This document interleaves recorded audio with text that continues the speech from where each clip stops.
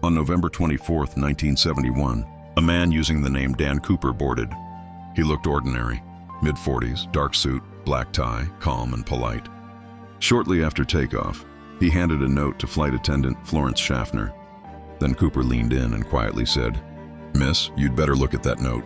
I have a bomb." When she read the note, Cooper opened his briefcase just enough to show what looked like explosives inside. Then he made his demands.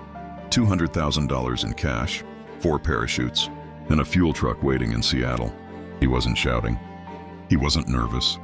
He acted like a man who had planned everything. When the plane landed in Seattle, authorities gave Cooper exactly what he asked for, the cash and the parachutes.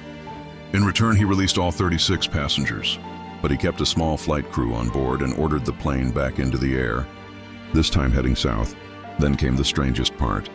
Cooper instructed the pilots to fly low and slow with the cabin unpressurized.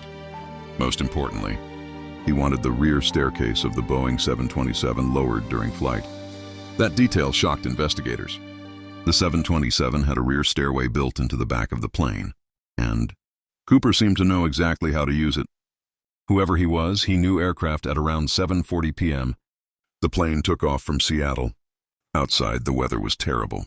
It was dark, cold, rainy, and windy, somewhere over the forests of the Pacific Northwest. Cooper told flight attendant Tina Mucklow to go into the cockpit and close the door. A short time later, the crew noticed a warning light. The rear staircase had been activated. Then at around 8:13 p.m., the plane suddenly shifted upward, a sign that someone had jumped. That was the last moment anyone knew where Cooper was.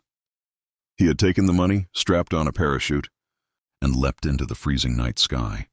When the plane landed in Reno, Cooper was gone.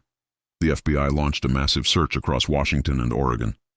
They searched forests, rivers, and mountains. They tracked the serial numbers on the ransom money and investigated hundreds of suspects. But there was one huge question. Did Cooper even survive the jump?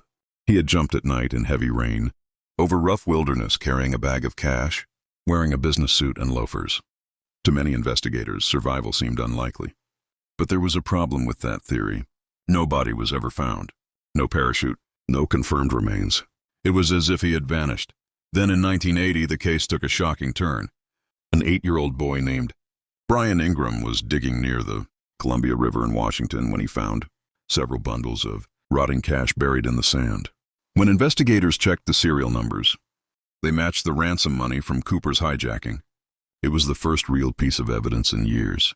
But instead of solving the mystery, it made things even stranger.